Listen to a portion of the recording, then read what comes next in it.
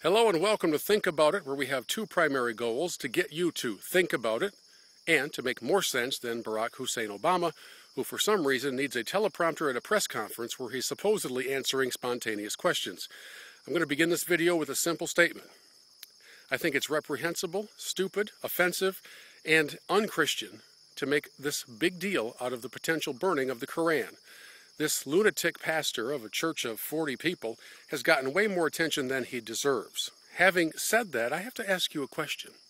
If Islam truly is the religion of peace that it proclaims itself to be, why were so many threats of violence made in response to this idea of burning the Koran? Do you remember a few years ago when your tax dollars paid the National Endowment of the Arts to submerge, in an artistic display, a crucifix in a jar of urine? Yeah, there were a lot of protests. People like me, conservative Christians, deeply offended.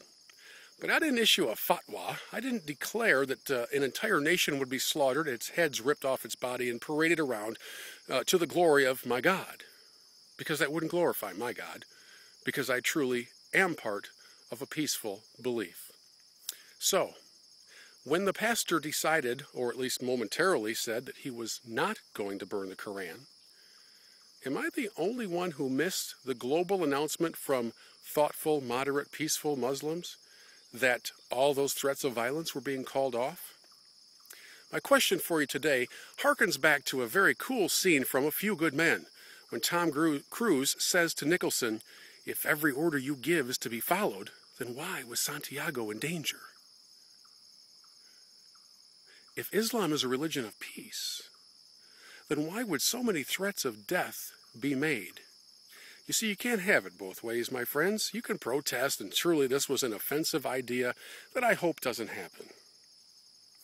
At the same time, why would a Christian entering Saudi Arabia and setting up a booth for evangelism be killed? It doesn't seem to make sense. Here in America, we bend over frontwards and backwards to make every sort of accommodation for Muslims, even in our prisons. And yet this religion of peace wants you dead, certainly wants me dead, and everybody that you hold dear. Do you remember the Danish cartoonist who drew a picture of Muhammad that the Muslim world proclaimed as offensive? He was gutted with a knife in front of his home. He's a dead man. That is your religion of peace? I guess I'll stick with mine. Back to the bike ride. Think about it.